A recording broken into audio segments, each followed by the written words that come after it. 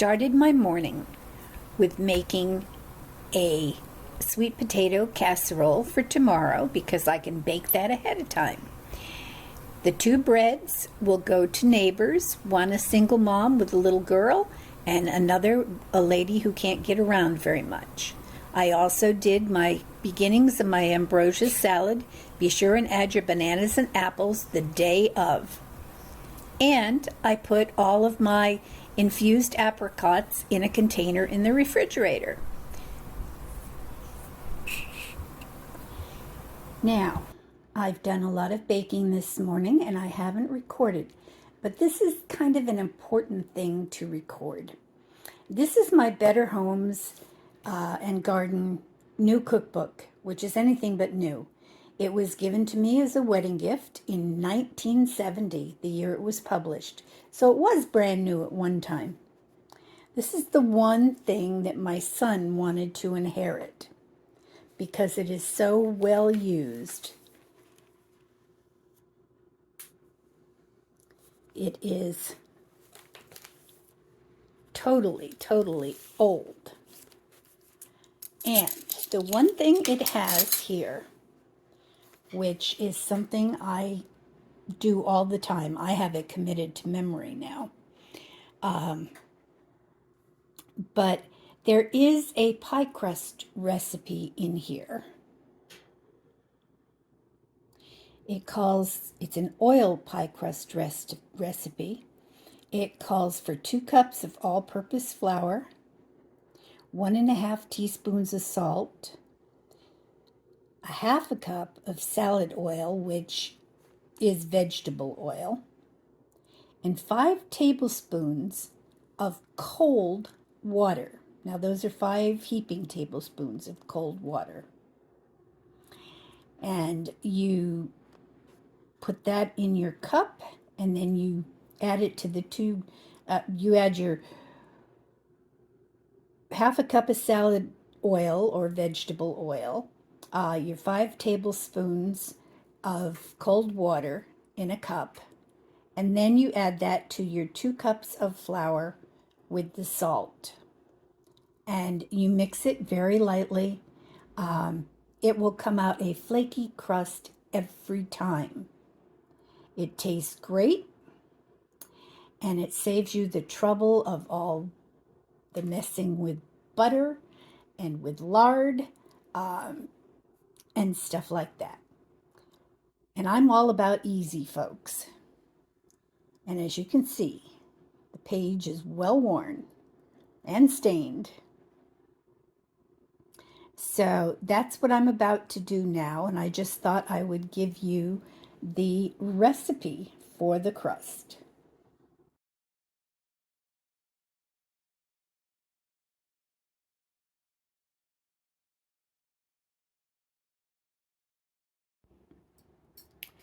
Half a cup of vegetable oil, any brand will do, and 2 cups of flour. And now we're going for the 5 tablespoons of cold water. 5 tablespoons will take you up to almost a full cup. It's just shy of a full cup.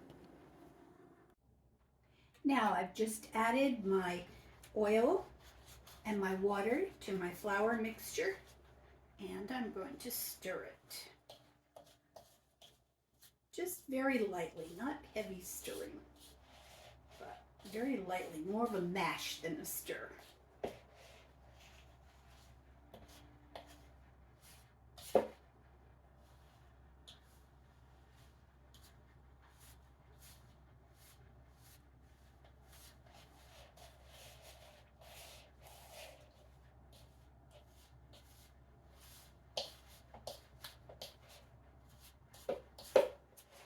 There, I don't know if you can see that very well, but it's kind of mashed up.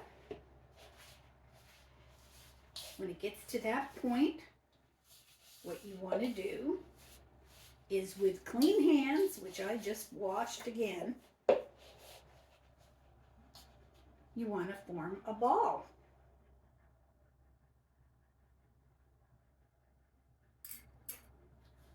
Now, because I am using a large pie plate,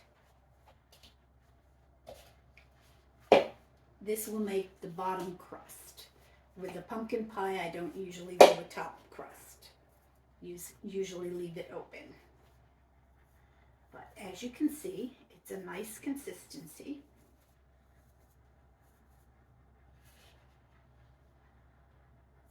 Get a little extra in there. And my son likes any leftover ones done. You roll them out, you put cinnamon sugar on them, and then you roll them up. We call them do funnies. Anyway.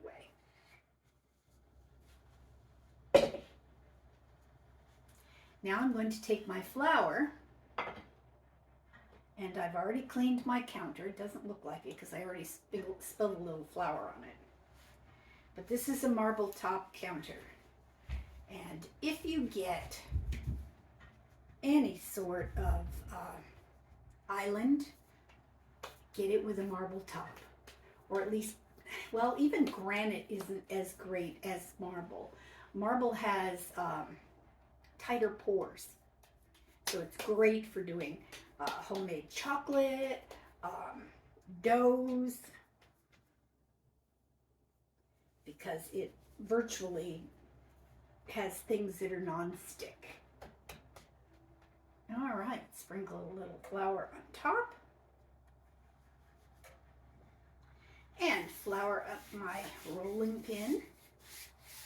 I've changed to a flat rolling pin because I kind of like it better than my old-fashioned one that I bought at Vermont Basketville years and years ago, back in the 70s.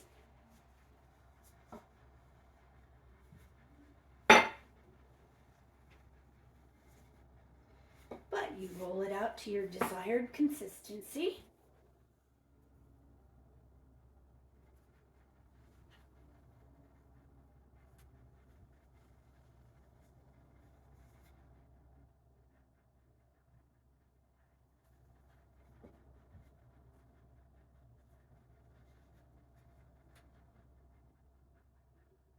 Sometimes it'll come back on you. I think I need a little bit more flour here.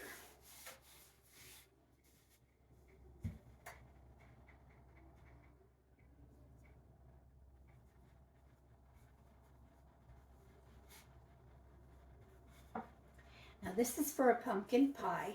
I've already made the innards of the pumpkin pie.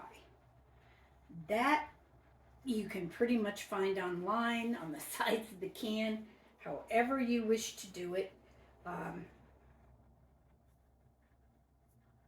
I like mine with a little vanilla in it. So, consequently, I follow a recipe that has some vanilla. All right, and here comes the tricky part. And it doesn't have to be pretty, folks. And it probably won't.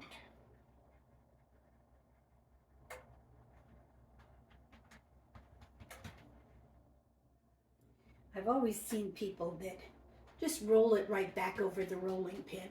With my arthritis, I can't do that. It's frustrating. But I will do a little cheat.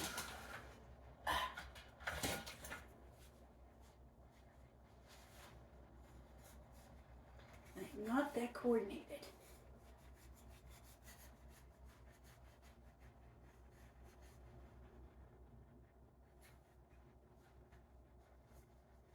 But I can cheat a little with a spatula. All right. Get it on in here. Patch the holes.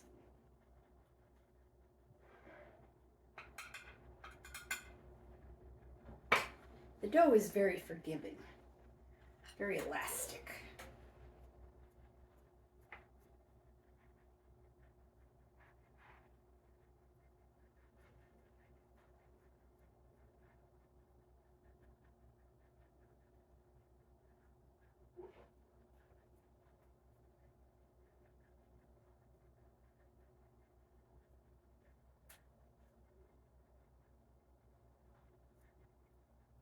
pan. I'm going to have to make another batch of dough just so I can do the do funnies for him.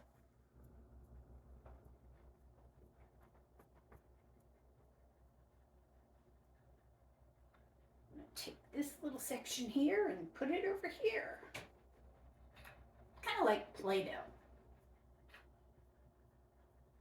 And what little girl didn't play with Play-Doh years ago? Well, actually, I didn't. I was more Silly Putty. Silly Putty and the Sunday Funnies. I especially love Little Nancy.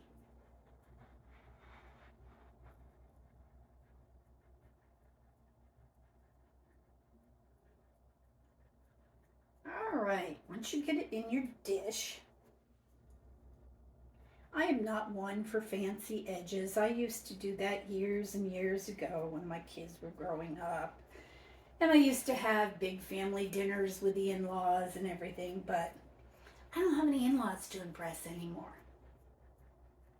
So it's only going to be eaten.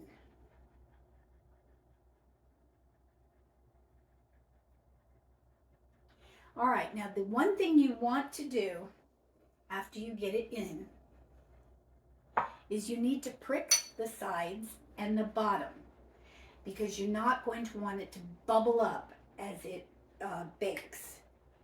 So put some fork pricks in the bottom. It's not going to let your fluid out.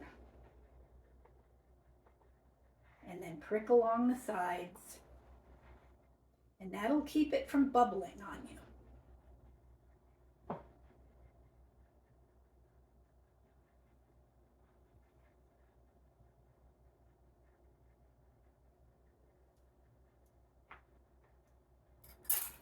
There we go. Got my fork pricks all around. And the last thing I'm going to do